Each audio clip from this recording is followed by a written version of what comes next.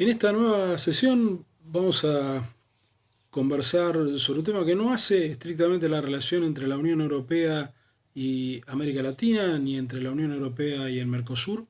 pero que sí ilustra ampliamente un tema que hemos mencionado reiteradamente. Tal vez el tema que vamos a tratar hoy es el máximo ejemplo de un cambio de clima y de actitud respecto de las cuestiones del libre comercio que hemos señalado reiteradamente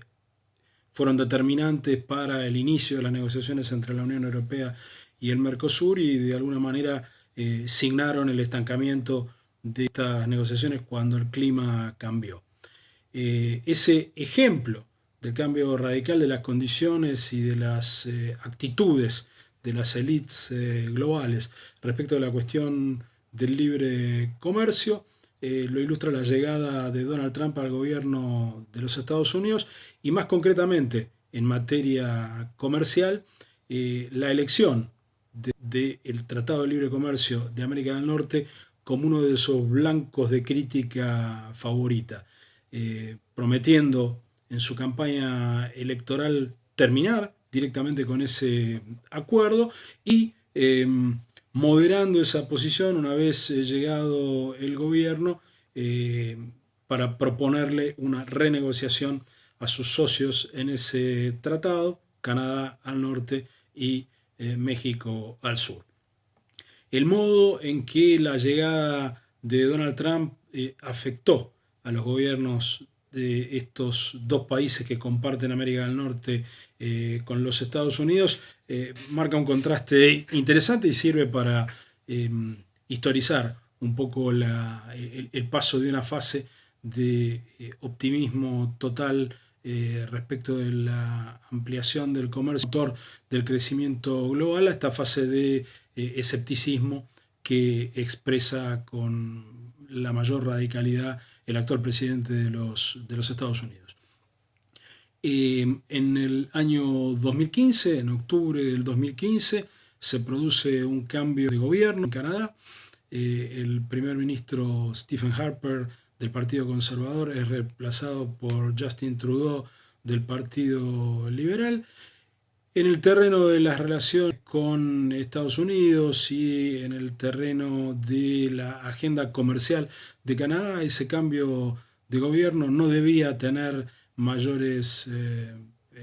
implicancias. La plataforma de los dos partidos principales en Canadá respecto de estos temas era similar. Pero a pesar de eso, apareció un factor externo del todo inesperado, sobre todo, más que inesperado, indeseado por los vecinos de Estados Unidos y por la mayoría de los gobiernos del hemisferio, que fue la victoria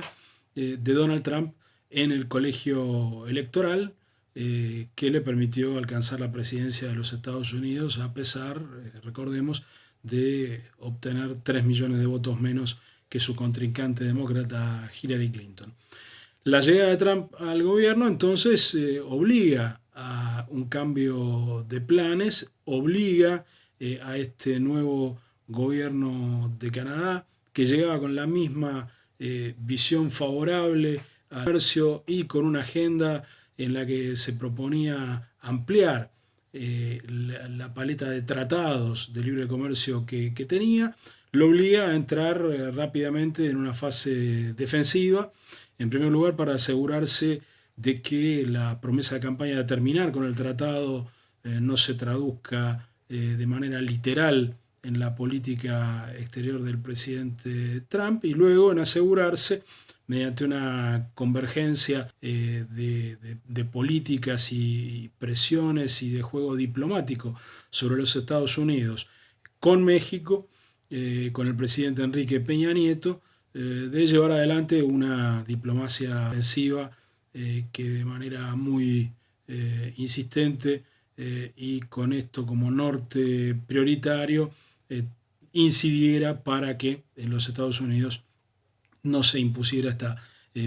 versión radical del fin del Tratado de Libre Comercio que planteaba Trump en la campaña. La estrategia que llevaron adelante Canadá y México en esto no estuvo centrada exclusiva ni tal vez principalmente en incidir de manera directa sobre la administración encabezada por Donald Trump, sino en movilizar a sectores económicos de los Estados Unidos que no compartían esta agenda. Así sea un juego interesante, una eh, política exterior desplegada por México y Canadá que de alguna manera nos permite poner en valor algunos de los conceptos que vimos anteriormente respecto de cómo en las negociaciones comerciales juegan no solo los gobiernos, sino los sectores económicos de cada país. Mediante esta estrategia se logró que Estados Unidos se aviniera a una mesa de negociación. Para llegar ahí había que lograr que el presidente Trump eh, disminuyera la intensidad negativa de su retórica respecto del Tratado de Libre Comercio, al que llegó a calificar como el peor tratado del mundo. Es decir, que el enfoque que él proponía para cualquier conversación implicaba un punto de partida que obligaba prácticamente a rediscutir todo. Así como el gobierno de Justin Trudeau tuvo que ajustar su política exterior de manera imprevista y dejar de lado una agenda comercial más ambiciosa que miraba sobre todo, pero no solo, hacia Asia, para tratar de defender el tratado que estaba vigente con su principal vecino y socio comercial desde 1991. En el caso de México, también la llegada de Trump implicó un esfuerzo de control de daños que absorbió prácticamente todos los recursos de la diplomacia de México bajo el gobierno de Enrique Peña Nieto. Es decir, que esto resultó tan determinante para México en particular, que la política exterior de ese país durante los 3 años que mediaron entre la llegada de Trump al gobierno y la firma en diciembre del año pasado del Tratado México-Estados Unidos-Canadá, que una vez que sea ratificado por los parlamentos de los 3 países va a reemplazar al Tratado de Libre Comercio de América del Norte. Esta práctica desaparición de México de todo terreno de la política exterior que no fuera el de su diplomacia bilateral con Estados Unidos y con Canadá para tratar este tema, significó también que al final del ciclo político de Peña Nieto, esta inversión de recursos ya estuviera generando algunos dividendos, permitiéndole a Andrés Manuel López Obrador, que va a derrotar a Enrique Peña Nieto, al Partido Revolucionario Institucional de Enrique Peña Nieto, que no podía presentarse a la reelección en las elecciones del 2018, le va a permitir el avance de las negociaciones que ya estaba planteado hacia principios del 2018, no tener que hacer de esta cuestión un tema prioritario. Entonces, de alguna manera, casi en espejo con lo que le sucede a Trudeau, que inesperadamente tiene que reorientar toda su política comercial apenas llegado al gobierno, López Obrador se encuentra con un tratado ya prácticamente, cuya renegociación está prácticamente finiquitada, y puede evitar tener que invertir demasiados recursos políticos en discutir este tema. Parece que ese es un juego interesante que de alguna manera está recogido en los textos de autores mexicanos que tenemos para esta unidad. En este sentido, no es solo interesante cómo Andrés Manuel López Obrador se prepara previamente para encarar este tema. Y en la fase de transición, una vez que gana las elecciones y hasta que en diciembre de 2018 llega al gobierno, incorpora un referente del movimiento de Renovación Nacional que él preside al equipo negociador de Enrique Peña Nieto, dando garantías de total control de México y ayudando en definitiva a la firma del acuerdo que se va a producir pocas semanas después de llegar López Obrador a la presidencia. Entonces, esta es una unidad que, como decíamos, no trata estrictamente del tema que es el centro de nuestro curso, pero ejemplifica de manera elocuente el cambio de perspectiva en la élite gobernante en los Estados Unidos y cómo ese cambio en la élite gobernante de los Estados Unidos obliga a ajustes en la visión de política exterior y de política comercial de sus socios más inmediatos, en este caso Canadá y México. Y por lo tanto, esta es un poco la clave de lectura que tenemos que darle a los textos que tenemos que analizar en esta etapa del curso, en esta anteúltima clase de estas 6 sesiones que estamos transitando juntos. Es decir, nos interesa sobre todo esta cuestión por la incidencia que tiene en el espíritu que predomina a nivel global sobre las cuestiones comerciales, esta idea que impone Donald Trump de que la política comercial es en definitiva un juego de suma cero, digamos, con una reversión, algunos críticos dicen, a una visión mercantilista del orden internacional, y cómo eso incide en el posicionamiento en cuestiones en materia comercial de otros países del mundo. Por supuesto, los 2 textos propuestos son, como decíamos, ambos de automexicanos. Uno es prácticamente un relato en primera persona de uno de los negociadores de este nuevo tratado México, Europa y Canadá, que de manera podríamos decir casi natural reivindica las ganancias que este tratado,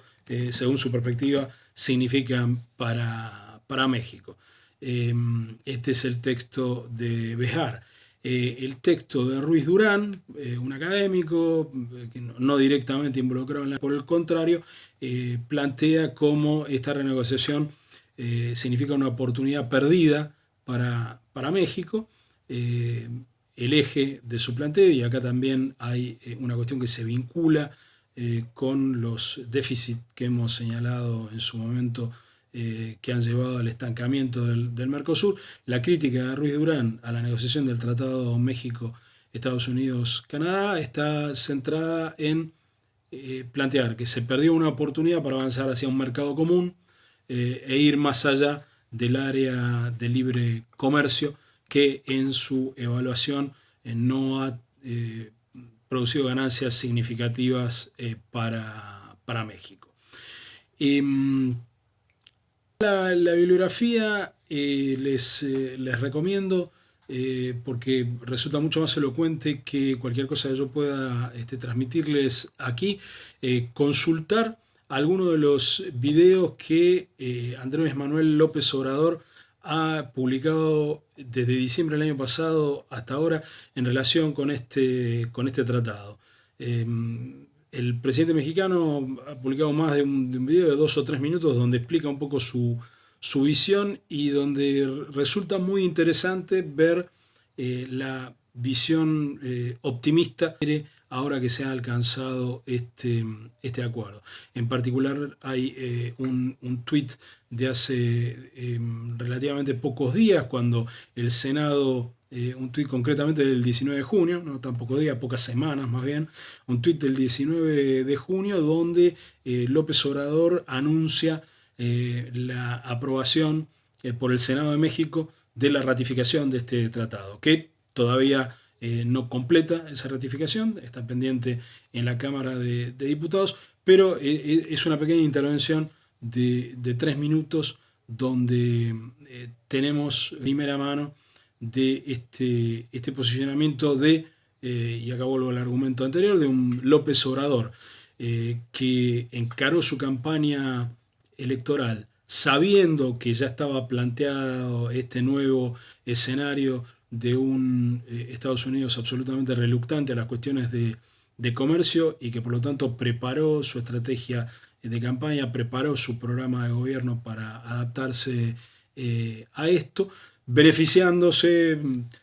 por un capricho de la cronología de conocer una situación que para su colega Justin Trudeau en el año 2015 resultó una total y malvenida sorpresa. Estos son de alguna manera los elementos que queremos introducir con esta unidad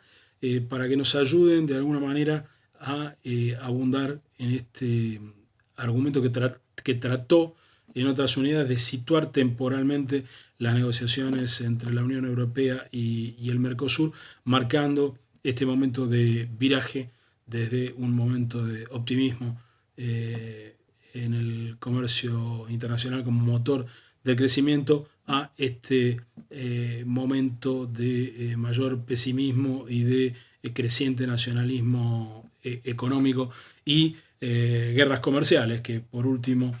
será el estar en la sesión con la que vamos a cerrar este